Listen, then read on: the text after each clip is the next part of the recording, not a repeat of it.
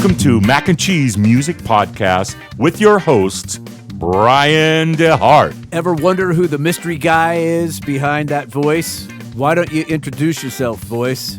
My name is Bruno. Bruno's been a co-collaborator of mine since the very beginning of these podcasts, and he's quite adept at disseminating great information. Hey, baby. This is my best Barry White. Come on, Bruno. I couldn't have done any of this without you. Don't sell yourself short, Brian. You're a tremendous slouch. Speaking of non-slouches, today's podcast guest is Guy Staley, owner of Free Electron Media. Hey, babe. Rust never sleeps. Diversity is key in this world of ours. Let's go down the list here. Guy is an audio engineer and digital imaging technician. On top of that, director of photography, camera operator, first assistant camera, gaffer, editor, producer, sound designer, writer. Let's not forget screenwriter, as well as a pianist and drummer. Wow, what else can Guy do? He fixes the cable? Today's music tracks were all produced and engineered by Guy. All right, take it away, man. Have fun storming the studio. Get her right up there. I can hear you better now. Right. All right, right on. DJ style. That's awesome. Okay, Mack-n-Cheeze Music Podcast here. Today's guest is Guy Staley. Guy owns Free Electron Studios. You still under that name? Yep, that's it. Right, that's right. Actually, the umbrella name is Free Electron Media. So I do several things, but so studio is one of them. Yeah. So Yeah. I do a number of sort of post-production. It's basically kind of a post-production suite. So yeah, you've got a ton of accolades here as far as the stuff that you do. So I'm just going to start with your list. So first of all, you do audio engineering. Yeah, that's probably what I've been doing the longest. I'm got my first job in '91 as a recording engineer, and then I do a fair amount of live sound as well. Oh, okay. I didn't know that. Your own company, or are you free? Yeah, it's just me, myself, and I. So I got a lot of questions for you here. So first of all, you are a director of photography. Yep. Editor, producer, both being audio and visual, correct? The producer credit is really more about audio. So Okay. yeah, I've done a fair amount of producing of solo artists and bands. And you're a writer, both musically and as far as doing videos and movies? Yeah, I dabble in screenwriting. So yeah, I have a few scripts that I'd like to shop if anybody's interested. Yeah, well, who knows, man? I've always wondered, what is a gaffer? Oh, the gaffer is the person that basically is in charge of all the lighting. Oh. So in the camera department, you have the director of photography, who is the chief in charge of the camera department. And then directly under the director of photography is the gaffer. And basically, the gaffer executes the director of photography's vision as far as lighting the scene goes. And then on the other hand, you've been the director of photography. Yeah, lighting. Photography is really all about light. So that's kind of why I do a lot of gaffing, because it affords me the opportunity to work with a lot of directors of photography. Uh-huh. So I get to learn a lot from them. And I just enjoy lighting because, like, if a scene is well lit, basically you can point the camera anywhere and it's going to look good, if you do it right. Speaking of lighting, I had seen Blade Runner again for the first time in like decades. Oh, the original. The Blade original. Runner, And I was stunned by Ridley Scott's lighting. The lighting in that movie is absolutely just that movie still holds water in that department. It's visually stunning. Yeah. Oh, the whole movie holds water. It's just like, I had forgotten the end. It had been so long. In fact, I had forgotten the whole thing. I just remember when I saw it, was it like 86 or 87 they came out? When I saw it, I loved it back then, but it's probably been 30 years since I've seen it. Yeah, I think I saw it maybe within the last 5 years or so.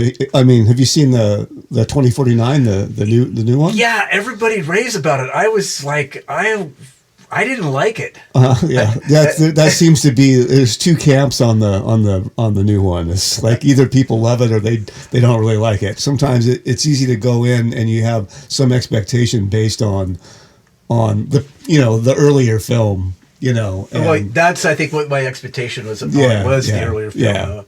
was basing it off that. But now that I've actually refreshed myself, and my memories were always riding on emotions on that movie. But now that I've got a little more maybe objectivity after seeing it again, maybe I'll go back and check out 2049 and see what it does for me. I just recently checked out some movies that the first time I saw them was I was pretty lukewarm on, but then a lot of people that I really admire and respect their opinions said, dude, that's a great movie. You should check it out again. I go back and I check it out. It's well, actually, that was a pretty good movie, So I don't know. Mindset has a lot to do with it at the time when you watch a movie. And once again, I think expectations. So these days, the movies I usually enjoy the most are the ones that I don't know anything about. I haven't seen a trailer. Nobody's gave me a synopsis. I know nothing about it. And I find that that's really the best way to really enjoy a movie is when you have zero expectations. Well, the movie that I had zero expectations with when I first saw it was The Big Lebowski, and I was just one of my favorites. Oh, yeah. Mine too. But I was the first time I was this is a good movie?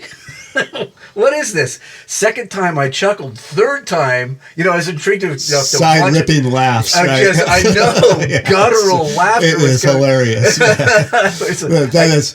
The team on that is the Coen brothers. Yeah, they're some of the best in the business as far as the writing goes. So, I'm a big Coen brothers fan. So they also did No Country for Old Men. One of my favorite movies. Yeah. What a departure from Big Lebowski. Well, they're kind of all over the place for sure. Oh, yeah. Stuff is brilliant.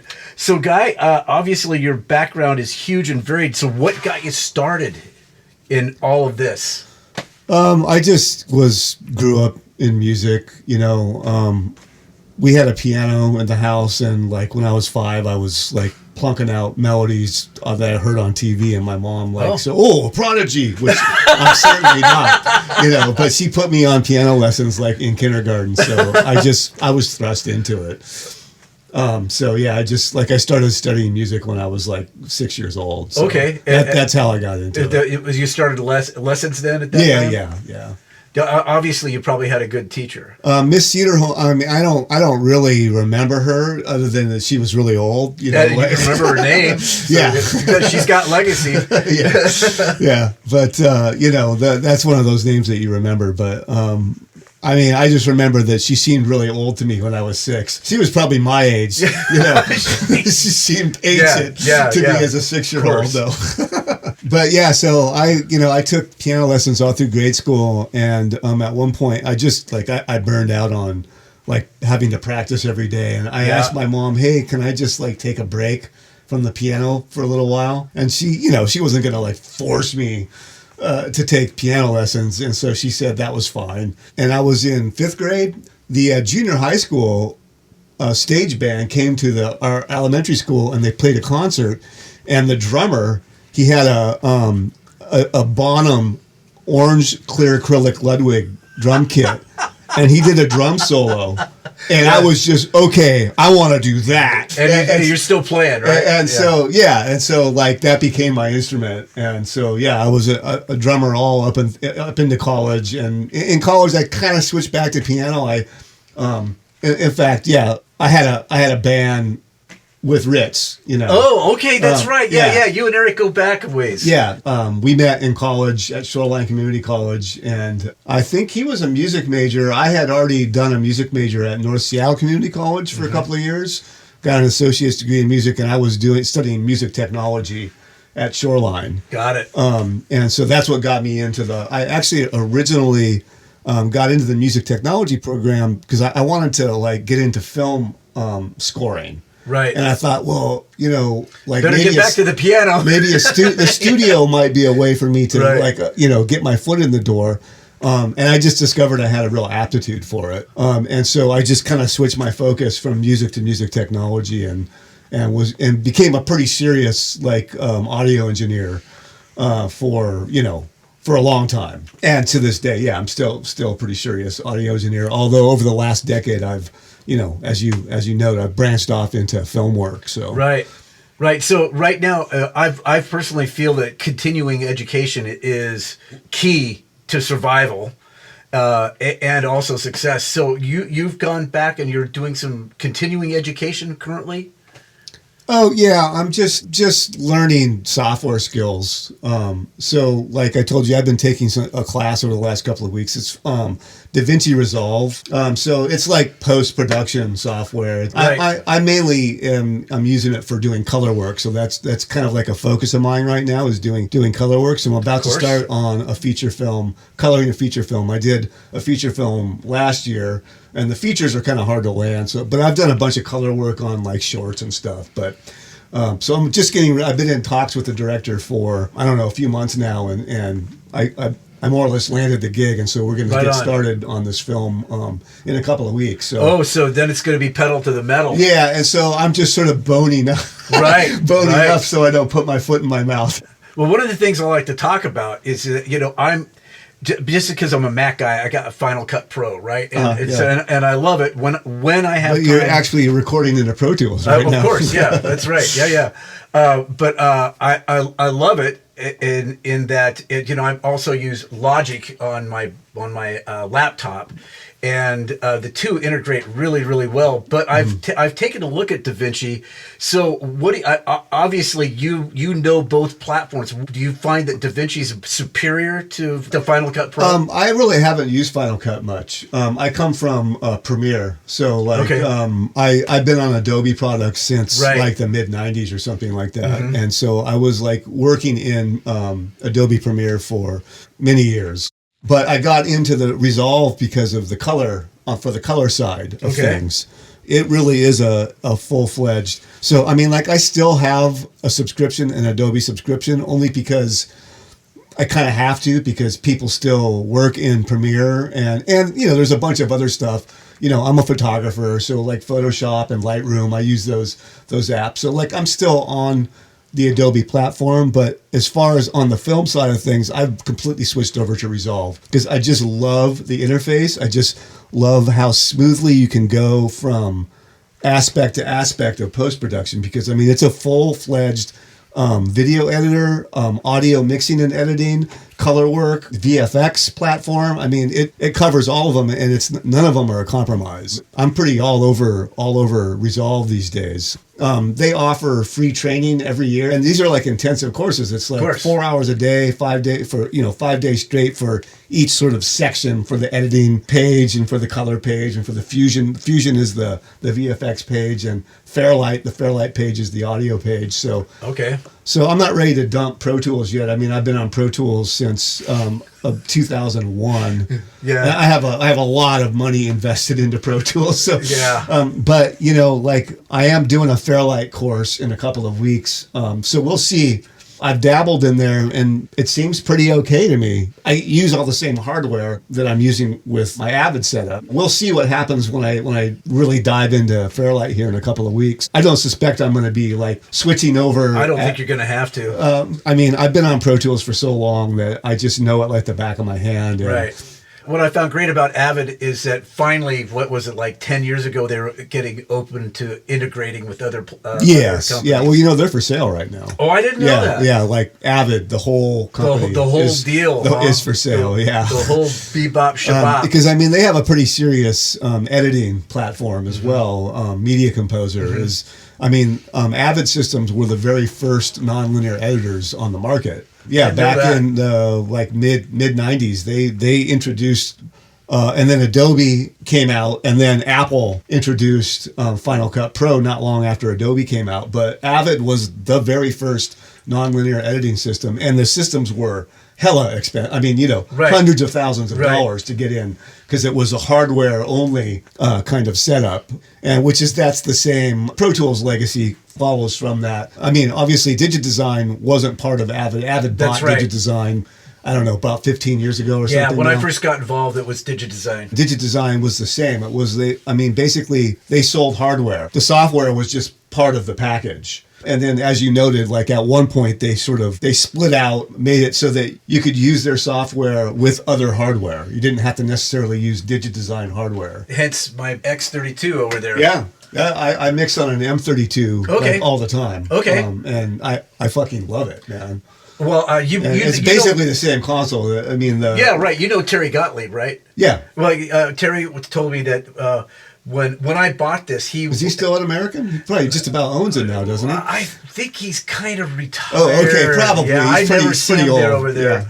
Well, he told me that he has, with his sound company, he has both X32s and the Midas companion to that on the road. M32, yeah. He said the X32s never break down. The Midases, because they're so high quality and sensitive, he's had to have them in the shop repeatedly. That's interesting, yeah, because the Midas that I work on, we did have to send it back after about a year. It was a minor issue, but it wasn't right. The headphones was like the headphone amp like crapped out, and like one side was 6 dB louder than the other. Okay. Just like the ergonomics of the console itself, and the sound, like the plugins, all of the reverb processing, the compressors, EQs, everything. I mean, it just sounds killer to me.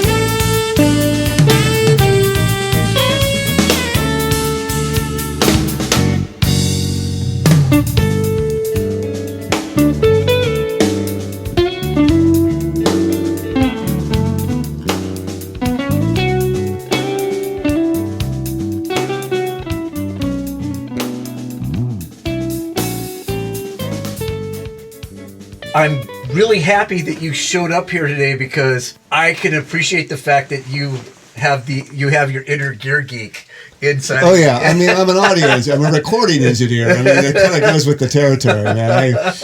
I spent way more money than I'm willing to admit on equipment, and as we were talking a little while ago, when I sold off, basically bowed out of the studio I had down in Pioneer Square, I sold off a bunch of crap. I don't need all this for what I'm doing.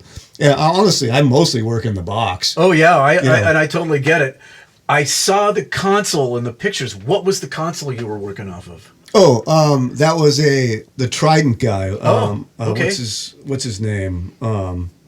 At one point, he parted ways with Trident and started his own company. And sweet little they make great consoles. I mean, just fantastic sounding analog consoles. Yeah.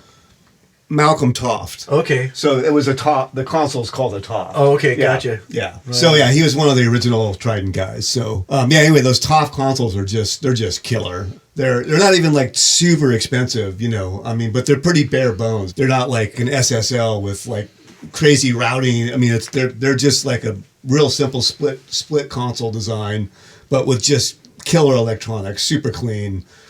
So let's talk about the new iteration of Free Electron Media. What are your goals, and what are you doing with that? So I just finished basically getting set up for mixing in Atmos. We'll talk about that. Yeah, so like that's kind of on the audio side. That's my focus right now is mixing in Atmos. So which is both. Atmos started as a surround format for film mixing, which was initially why I wanted to get into it. But I don't know, about maybe 3 or 4 years ago now, Atmos for music became a thing. Apple started essentially releasing Atmos music on their platform, and now there's like several platforms that release stuff in Atmos. The thing that's cool about Atmos is that it's scalable. It's adaptive technology. So if you have 2 speakers or if you have 20 speakers, it intelligently adapts to the system that you have on hand. And so that's kind of the hallmark of it. So it's basically has its own onboard AI. Exactly. The Atmos algorithm. So you have to have a receiver that's built to decode Atmos. Yeah, so it travels with metadata. The audio program travels with metadata that tells the decoder how to decode the metadata and spread the sound around. But so on the audio side, that's kind of what I'm focusing on right now is Atmos for music and film. The studio itself, I'm doing post-production in general, so on audio and video. So that incorporates video editing, like I said, color work, mixing sound for picture, sound design, all of those aspects of post-audio production for film and music. Well, from my perspective, the Atmos application really works well with your brain because you already are into lighting, and so applying the aspects of lighting into sound. I hadn't thought about it like that. It's a great analogy. Yeah. I think it does sort of apply. Yeah, I mean, I'm just kind of like, it's a funny thing, like the first job I got at a studio, I don't know if you know the name Buck Ormsby. He was the bass player in a very famous Northwest band called the Fabulous Wailers. And he was the bass player for Junior Cadillac for a long time. Long time. Buck, he passed away, I don't know, about 5 years ago now, maybe 7 years ago, 2015, something like that. Okay. But he had built a studio in the U District. He'd been a producer and a musician for decades, but like he wasn't an engineer. And so I had just graduated from school as an engineer, as a recording engineer, and we had a mutual friend, and so like I ended up as the chief engineer at his studio. Wow, how long was that gig? I was there for 10 years. That's substantial. And so anyway, my very first job with him was basically remastering. He had a record label called Etiquette Records, and they had all of these early Northwest bands, the Sonics, the Galaxies, the Fabulous Wailers, Merrily Rush. Right. That's going back. Like they were all under the Etiquette label. Huh. And so he had like a early version of Pro Tools. Back then it was called Sound Tools, and it was just two channel digital, nonlinear digital mixing and editing. People were using it to master, to do digital mastering. Makes sense. And so I was going in and cleaning up all of these old masters. And so that was like my first gig out of school. But he had a couple of record labels. He had built this studio specifically to be able to produce the artists on his labels. So he had a country label. My first 3 years out of school, I did nothing but record and mix country music because he had a country label. God bless you, man. Yeah. And so I don't know what the original question was, but it doesn't matter. Yeah. Yeah. And so that was kind of how I got into what I was going to say was probably a year after I started working there, he brought in an intern, and this guy's name was Martin Charlebois. He was from Quebec, Canada, and he had just moved to Seattle, and he was a musician, and we just hit it off immediately.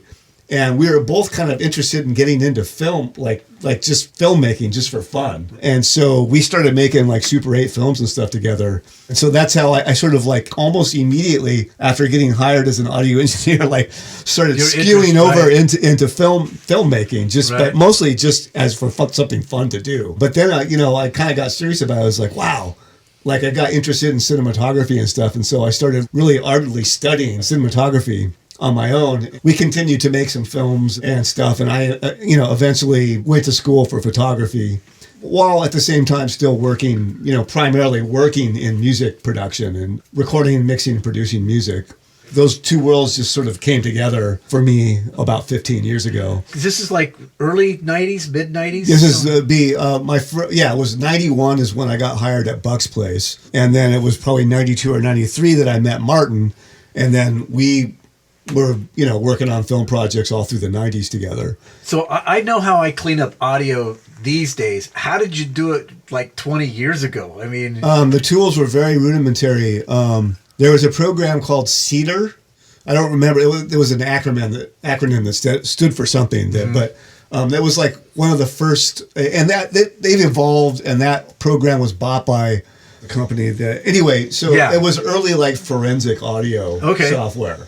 Really designed. You have to find the perpetrator of the crime, right? Yeah, honestly designed for cleaning up audio for forensic purposes. Right. There was that, and basically it was just using EQ and stuff and the pencil icon. So the thing about the etiquette thing was a bunch of the original masters were lost in a fire. And so I was remastering stuff off of albums. Oh, okay. So we were digitally encoding record albums, and then I was going in and removing the pops, all the clicks and pops and stuff by hand with the pencil tool in Pro Tool in Sound Designer. In Sound Tools is what it was called, which became Pro Tools. Right. About, I don't know, probably 3 or 4 years later, Pro Tools came out with a 16-track version.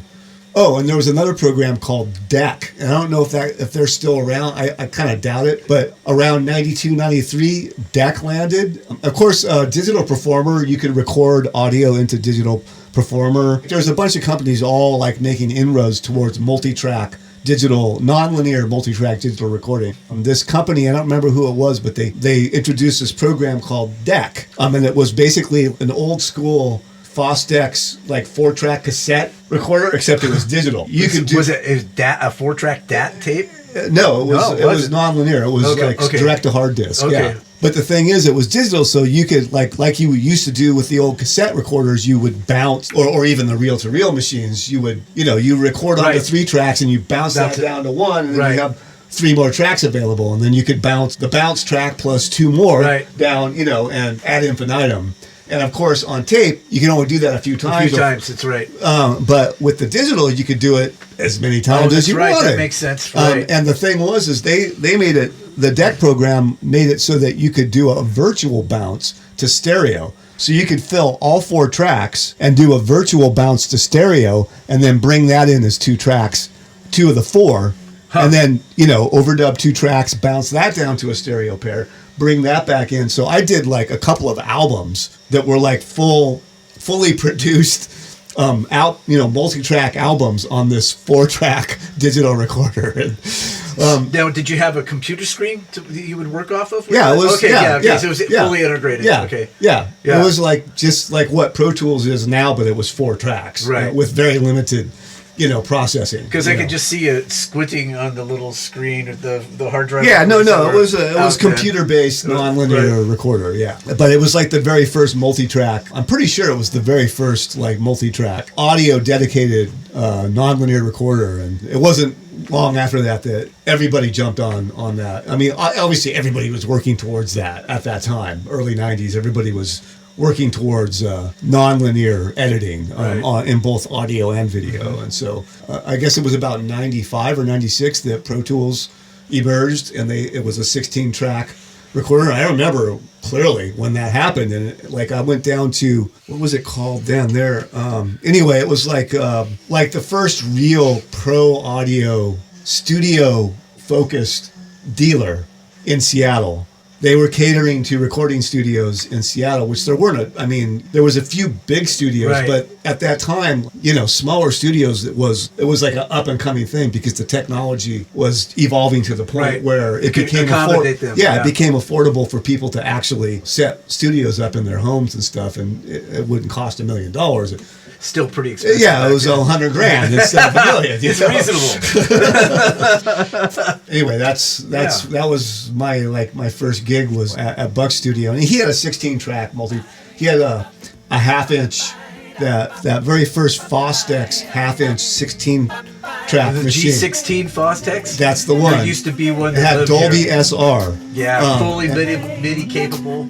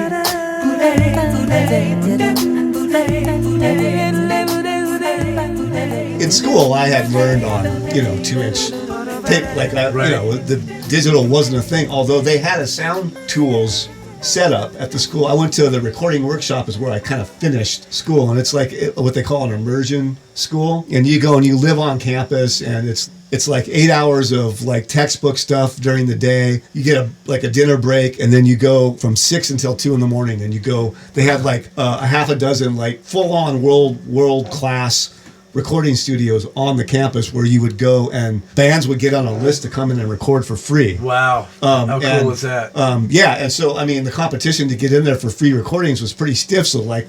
Bands were good. They were good bands, Yeah. And so you got to do like full on recording, and so, but it was pretty grueling. It was like, you had the weekends off, and so everybody would just party like crazy on the weekend, because it was in the middle of nowhere in Ohio. You were just surrounded by cow fields and farmland and stuff. Mm-hmm. So they had like housing on campus. There was like 3 tiers that you could choose from. There was the shared cabins, which is what I did for the first part of it, and then later on I switched to. Then you had like shared motel rooms. So they had a motel a couple miles down the street that they had bought and that they were using for housing, and then they had like 2 or 3 houses, full on houses that were shared housing, and so that's where the parties were. Right. So we'd have big house parties on the weekend. I bet you were hot to get out of the dorm situation, though. Jeez. No, actually, I have to say I really dug it. There were little cabins, and there was 4 people to a cabin, and you really got to know your cabin mates. Right. And we'd all like work on homework together and drill each other, and I actually, the cabins were pretty fun. But I gotta say, man, that school was like probably some of the funnest time of my life, just because you just completely lived recording. It wasn't like going to college where you'd be studying, you'd have like an undergraduate program where you had to take math and liberal arts and social science. It was just, all you were doing was like music, recording music. It's a dream come true. It really was. Yeah. Anyway, a lot of like famous engineers have come out of that program. You had created, or you had developed the taste for video when you were working with Buck. So how was what was it? Wasn't video though, it was film. We were shooting on film. Oh, okay, you were doing film. Yeah, video wasn't even really, I mean, not to say it wasn't a thing, for sure. I mean, video's been around since like the 60s. Right. But like Kodak invented it. But people weren't like really, I mean, the video cameras that were available, people weren't using them for filmmaking. They were just mostly used for like news and television productions. But not like narrative work so much, I mean, soap operas, obviously, they were shooting on video since like the late 70s or something. Right. But yeah, so anyway, we were shooting film. It wasn't, and so I kind of became a film guy. Like I was kind of like a video snob until the DSLRs came out, like in the 80s or early 2000. No. Oh. The first DSLR came out when I was in school studying photography, and someone had one of the people in one of my classes. He had the very first Canon DSLR. It was the D1. Now they have the 1D, which is their top tier DSLR, but it was the D1 back then. Now it's the 1D. And it was, I shit you not, it was a 1 megapixel camera. Wow. But this guy brought in prints that he had done from this camera, and like I was like kind of blown away. It was like, wow, this looks like photography. But I didn't like, I was shooting. Even with that small resolution, huh? Even with that smaller resolution, yeah. It was small prints. Of course. He wasn't like doing, I was shooting like 4x5, like film, like 4x5 negatives, which you blow up huge, and they hold their resolution. But still, like it was, the quality was there, even though it was low res, and there was like a photographic quality to it. That was kind of back burner for me. Like I was still a film snob, and I don't know, I guess around 2008, 2009, I bought my first DSLR. It was a Nikon D90. That was kind of one of their first sort of high-end prosumer digital cameras. But the thing shot video. Canon had come out with the 5D like a couple of years prior, and it shot video, and people were glomming onto this camera to like shoot narratives because it was like a large format sensor. I mean, not like when you talk large format in photography, that's like not a 35 millimeter, but in motion picture film terms, 35 millimeter motion picture is turned the long way. The negative is only as wide as the film strip is wide. With stills photography, the film runs through the camera horizontally. So the height is limited by the width of the film. Is that the equivalent of like 70 millimeter? I mean, is that pretty close? Yeah, pretty close to a 70 millimeter negative. And there were film cameras that did this, motion picture cameras that did this.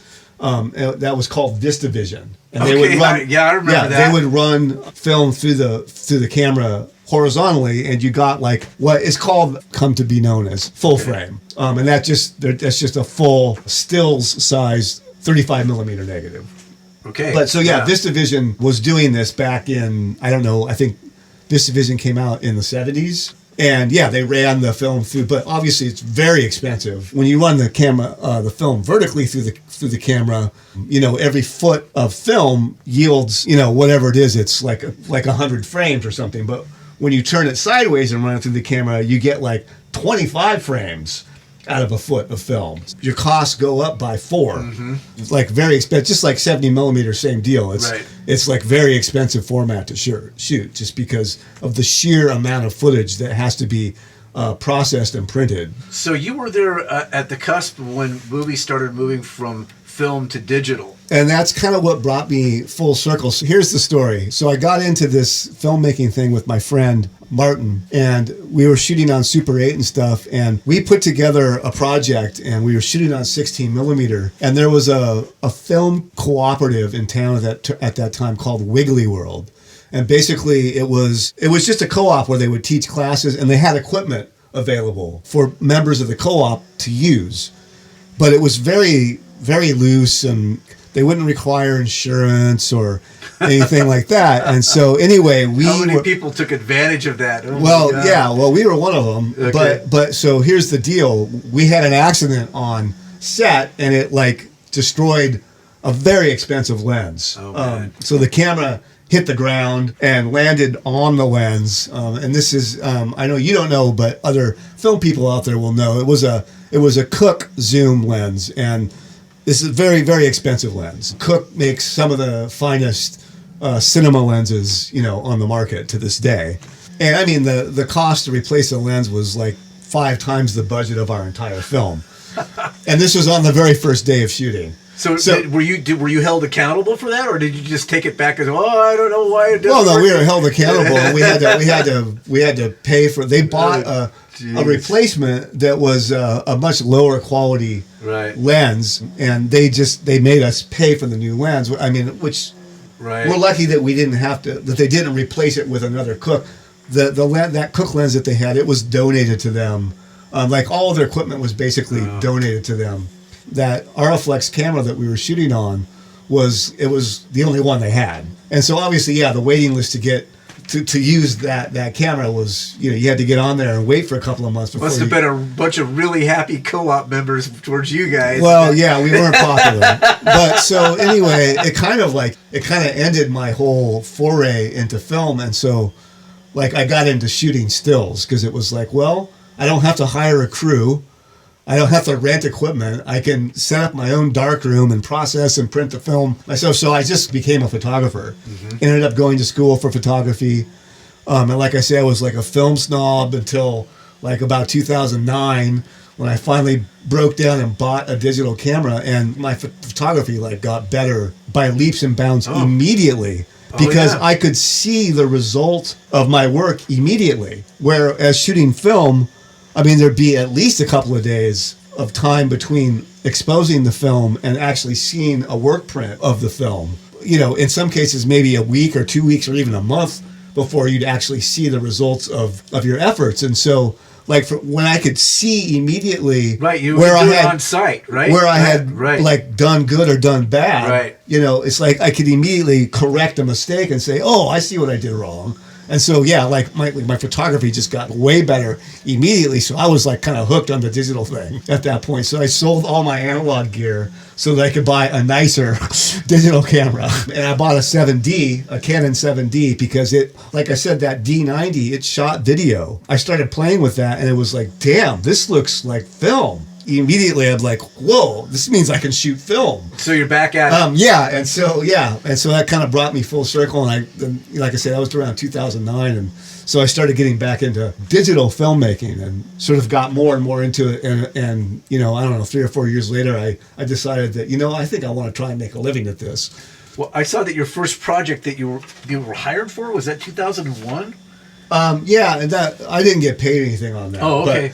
But that's like the first intern real project that I worked on. It's a quirky little film. It was shot 16 millimeter black and white, and I did the lighting on that film. Okay, so, yeah, and so that's how I kind of got into that whole world. But it was because I had some experience. I had met this guy when I was making Little Super 8s with my friend Martin. I had met this guy. It was all around the same time, and that movie came out in 2001, but we started working on it in like 97 or 98 or something. So, Wow. It took him that long Right. to finish the film. Oh, I get it. I know how long the projects take around this place. They take a long time. Yeah, well, even like Top to bottom. big budget films take a year. Years, sometimes. Yeah. And sometimes multiple years. But Yeah. like even a quick turnaround on a film that has a budget is like a year. And indie films tend to take a couple of years. The fact that he got the thing out at all, and it's not a feature, but it's long. It's a long short. It's like a 30-minute short right. or something. So pretty big undertaking. Right. And he did all the work himself, all the post work. So it was just him. It takes a lot longer when you're the only guy doing all that post work. Then you started doing stuff like in 2012 was when you moved to Attachments and Act of Kindness. You were working on those projects. Was that 2012? Is that's what came off IMDb? says, Okay, yeah. I guess that's true then. I guess that's true. That was so. That's when I kind of started deciding, like, oh yeah, I guess it was 2012 because the very first film that I DP'd was in 2012. Okay. It didn't come out for like 2 years. Like for 2 So you years. got a 10-year gap of learning experience going on. You must have been applying yourself the whole time. Well, I was producing music. I was Okay. You mean prior to that? Right. Yeah. Right, yeah. Yeah. No, I had my studio. I had a studio in Wedgwood. I was like producing music from 2000. I bought my very first 2001, I bought my very first Pro Tools rig, and I was doing music exclusively until about that time, 2012 or so, and I started transitioning into film. I still have a studio. I was still earning my living doing audio work, but I was trying to get into the film thing, and about 2013, 2014 is when I'd said, you know what, I'm going to try and like make money at this, actually work in film. And so I made an earnest effort, and like I was starting to get gigs, still evenly split between doing audio and film work. And to this day, I still kind of evenly split between those. I like wear a lot of hats. It's the only way. A lot of spokes in the wheel, right? Yeah, it's the only way I can make it work. Well, it seems like most musicians have a lot of spokes in their wheel. Yeah. From like 2000 till 2012, 13, something like that, I was pretty much exclusively working as a producer engineer. And I had a studio. I had built out a really nice studio. We were renting a house, and we were leasing this house, and we were there for not quite 10 years, I guess. For about 8 years or something, we were there. And unbeknownst to the owner of the house, I had built out a studio in this house, but so I had to do it in a way that it could all be dismantled. Of course, when we moved. The landlord was very hands-off. It was an Asian woman, and she basically never came to the house. She just let us, as long as we didn't call her with a problem, which I made a point of not doing. Right. Yeah, so I just took any problems that came up, I just took care of them myself, right. And to this day, I don't think she knows. And the neighbors at one point, because the neighbors would come over and complain, I'd be in there tracking like a band or something. Right, at night.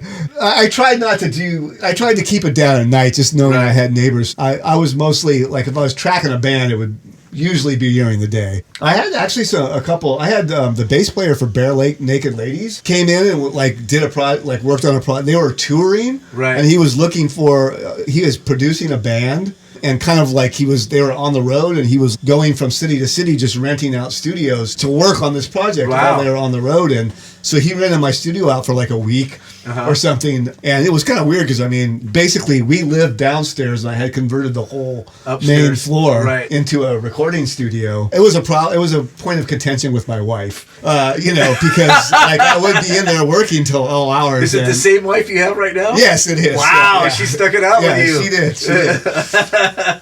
So I had this studio in Wedgwood, built in a house, and unbeknownst to the landlord, and I produced a whole bunch of albums out of there. Like I earned a whole bunch of money out of there, and I rented in a grand piano for a summer, and I lined up a bunch of piano based projects back to back while I had the piano. And it was a lot of fun. And so I really got my producing chops down there. Prior to that, I really was just a recording engineer. I was just working as an engineer. Hadn't really forayed into producing. That was part of the impetus of creating my own studio, was that it would allow me to produce because I wouldn't have to be hiring out a studio. That's why I really don't produce so much anymore. It's because it's a lot of work. It's a lot of work. Yeah. And I don't even want to think about what my hourly wage would have been on any of these projects because it's your name on there. Right. And so it's like you're going to put the time in to make it great. And unfortunately, the level of artists that I was working with, they weren't great. I was having to do a lot of polishing and chipping away and shining up of projects to make them really good. It's really different, man, working with killer players and stuff, man. It mixes itself. It's like it sure pull does. The faders up and boom, it's a record. I don't regret any of it. I learned so much in Pro Tools and editing and working with people and understanding the limitations of everything. And I spent a good 10 years basically just producing music. And like I say, at one point I sort of forayed back into the film thing. So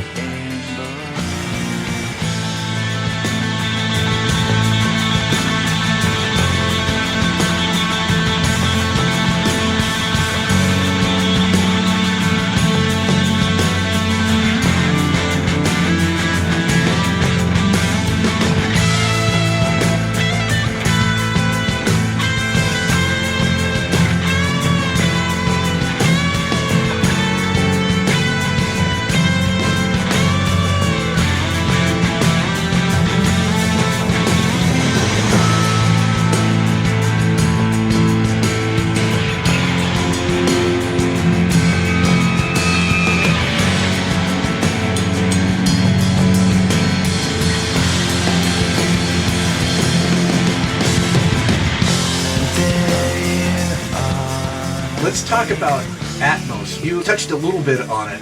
it's an immersive audio format, and it's been around for, I want to say 10 or 12 years now. But it started out as a film thing, so it's for mixing film.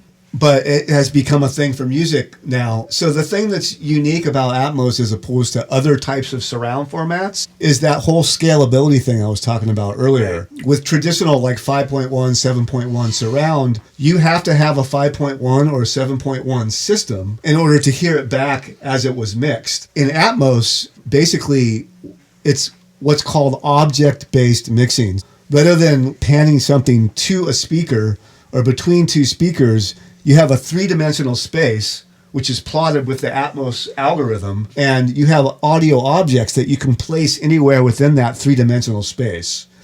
And that's what allows it to scale to any systems. It's not based on I'm panning this between the left rear surround and the left side surround. Right. I'm placing an object in space. If I have those speakers, then it'll place it precisely where it was. If I have fewer speakers, it interpolates. Wow. And so that's the unique thing about all the way down to headphones. So they have a binaural transform that they use so that, and I don't know if since we had that first mastermind meeting, I don't know if you've had a chance to check out any asthma. No, I have not, but it correlates so much to a visual aspect. I mean, I really encourage you to check it out because you don't need a system. No, you said you can do it just off a headphone. And it's pretty phenomenal. That's what kind of blew me away. I was listening to a demo on headphones, and right off of YouTube. So she's and this was during the pandemic, and this whole thing was she's an Atmos engineer who was like working from home. And she's like, look, you can do this at home on headphones. And she did a demo and she said, okay, I'll pan this, to the left ear. I'll pan it to the right ear. And then she said, now I'll pan it in Atmos. And I'm not shitting you. I had to take the headphones off because it sounded like it was coming from the wall. Wow. Like it was coming from outside of the headphones. Yeah. And it was like, what the fuck? Yeah.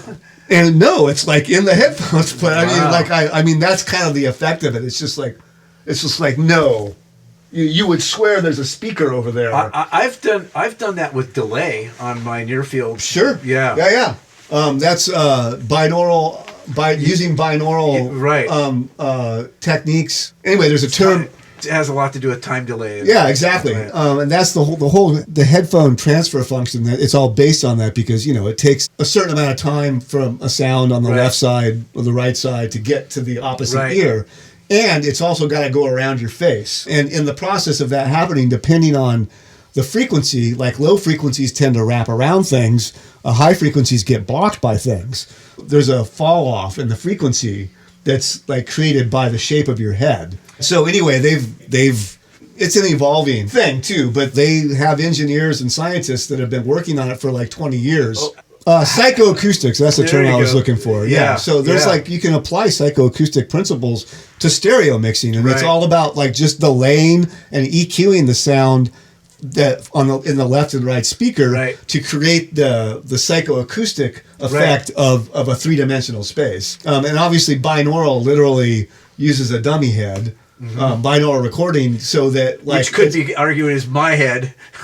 Well, anyway, so Apple with their AirPod Pros, actually when you set the things up, the AirPods, you take a 3D scan of your face with your iPhone. They then use the actual shape of your face to customize the AirPods for your head shape, specifically for listening to surround format. Now that's why they cost $300. So I got it. Yeah, but I mean, and they have head tracking too, which is pretty phenomenal. Actually, I usually have it turned off. Like I'll use it for movies because it just like I'll watch movies with my Apple TV, and you can watch them with headphones in Atmos. When you turn your head away from the television, it's like the sound changes. The sound field changes to reflect where you're looking. Wow. And it really, really creates a realistic effect of that you're sitting in front of real speaker. Like I sometimes have to say, wait a minute, are the speaker like I usually do that at night when my wife's sleeping, and I'll be watching a movie, so I'll put my AirPods in, turn on the Atmos, and I swear the first couple of times I did it, I had to take them out because I thought, no, the speakers must be on. And it's like, no, they're not. And that was just right off of your iPhone. Off your iPhone, or in this case, the Apple TV. Right. Amazon streams in Atmos. Tidal streams in Atmos. I'm pretty sure Spotify's doing Atmos now. It doesn't have to be an iPhone. If it's Apple Music, then I don't think that's available on anything but Apple products. They're still pretty proprietary. Yeah, there's another company that like historically didn't sell software. I guess they really still don't.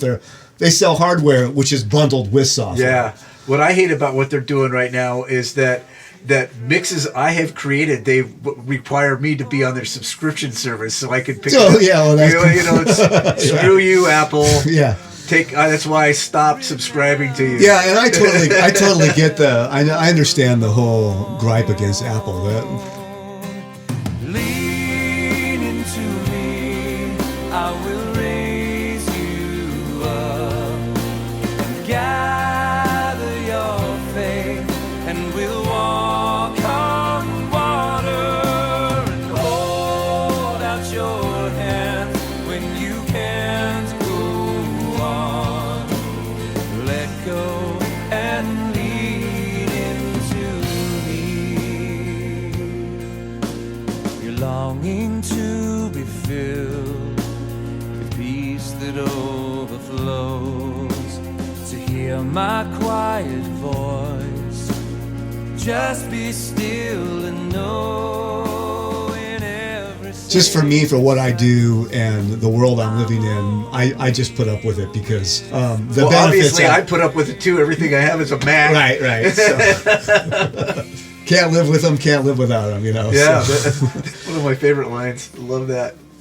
So where are you heading with your business? What's going on? You've got your current project coming up. Yeah, I'm not sure. I'm trying to do more work out of my studio. And so that's kind of my focus, is I'm trying to bring in more work into my studio as opposed to me going outside of the studio for work. And so that looks like a lot of things. It's like my areas of focus right now are really on the Atmos mixing for film and music, and the color work. That's kind of, I do editing and stuff. I don't call myself an editor because I'm slow.